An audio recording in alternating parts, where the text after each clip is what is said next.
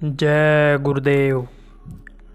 सतगुरु की अखंड वाणी, जीवन पथ की कहानी, जीवन सुधारक वाणी, जीवों की भव पार कहानी। गुरु की वाणी। शिव नेत्र आज भी मिलता है, शिव नेत्र प्राप्ति का गुरु मिलना चाहिए। सच्चा गुरु मिलने पर ईश्वर प्राप्ति सरल है।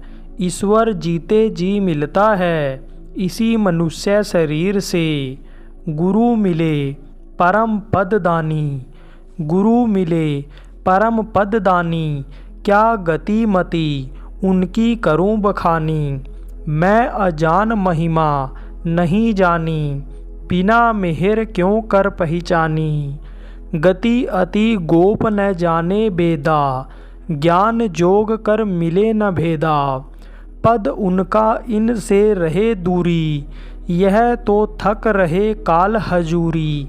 वह दयाल पद अगम अपारा, तीन सूत्र आगे रहा न्यारा। संत बिना कोई भेद न जाने, उस घर से वह आए बखाने। मैं भी उन चरणन कर दासा, भई प्रतीत बंधी पद आसा। सूरत सबद मार्ग मोही दीन्हा, कृपा कर अपना कर लीना। नित अभ्यास करूँ मैं ये ही, एक दिन पाऊँ सबद विदेही। सतगुरु मेरे परम दयाला, करूँ आरती होऊँ निहाला। आरत थाल परमात्म ज्योति, सतनाम पद पोया मोती। भाव भक्ति से आरत कीनी, पद सतगुरु जल में भई मीनी। यह आरत अब पूर्ण भई, आगे कुछ कहनी नहीं रही। जय गुरुदेव। स्वामी जी ने कहानी सुनाया, खान पान का असर। एक साधु जी भ्रमण कर रहे थे। रास्ते में उनको एक जगह बड़ी प्यास लगी। वे पानी की तलाश में इधर उधर घूमने लगे। उन्हें एक कुआं दिखलाई पड़ा। वहाँ बाल्टी और डोर भी रखी हुई थी। साधु जी ने पानी निकाला और अपनी प्यास बुझाई। पानी पीकर जब जाने लगे तो उनके मन में विचार उठा कि क्यों न बाल्टी डोर मैं साथ ले लूं। यहाँ तो कोई है भी नहीं, आसपास जो मुझे देख रहा हो। ऐसा सोचकर वे फिर पीछे लौटे और बाल्टी डोर साथ लेकर चल दिए। रास्ते में 4-5 जगह उन्होंने पेशाब किया। जब उस कुएं का पानी पेशाब में बह गया तो उनकी बुद्धि को झटका लगा कि ये उन्होंने क्या किया। उन्होंने साधु होकर चोरी की। उन्हें बड़ा पश्चाताप हुआ। वे फिर वापस लौटे और कुएं पर बाल्टी डोर रख दिया। फिर वे गांव में जाकर ये पता लगाने लगे कि ये कुआं किसने बनवाया है। गांव वालों ने बताया कि एक चोर यहाँ रहता है, जिसका काम ही चोरी डकैती करके जीवन यापन करना है। उसके घर कोई खाने पीने नहीं जाता। उसी ने वह कुआं बनवा दिया है ताकि आने जाने वाला राही बटोही उस कुएं का पानी पिए और उसके कर्म के भागीदार बने।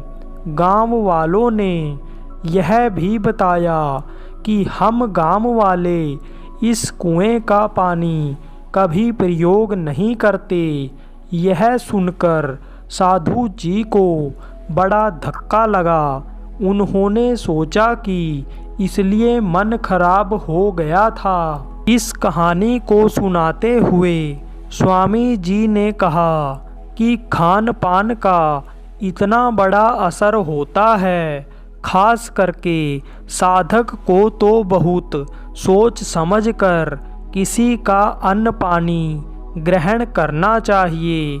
अगर गलत ढंग से कमाए गए अन्न को ग्रहण कर लिया तो भजन तो बनेगा नहीं, उल्टे विचार दूषित हो जाएंगे। जय गुरुदेव। सत्संगी की दिनचर्या क्या होनी चाहिए? सुबह 4 बजे उठ जाओ और हाथ मुंह धोकर 1-2 प्रार्थना करके सुमिरन करो। उसके बाद भजन में बैठ जाओ। दिन में जिस वक्त काम से फुर्सत हो उस समय ध्यान भजन करना चाहिए। समय को व्यर्थ नहीं जाने देना चाहिए।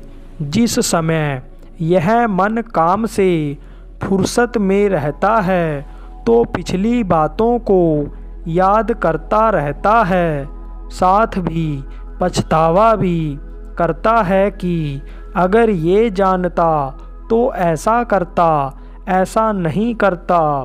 ये सब झूठी बातें हैं। जैसा होना था वो सब हो गया। पछतावा करने से कोई फ़ायदा नहीं।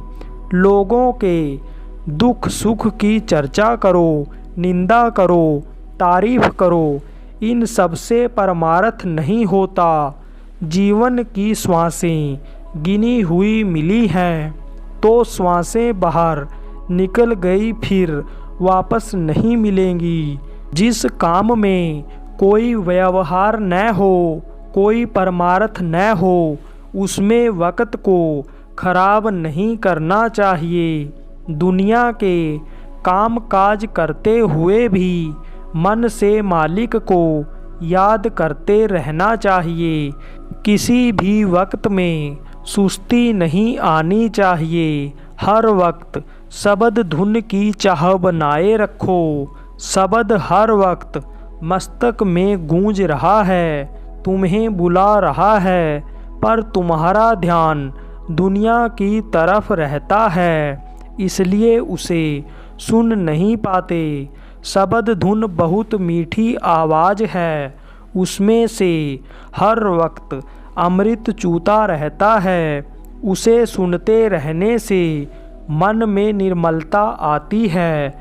चाहे प्रीति से या हट से रोज रोज भजन करो, शब्द धुन को सुनो। ऐसा वक्त दोबारा नहीं मिलेगा। भजन में नागा नहीं होना। जय गुरुदेव।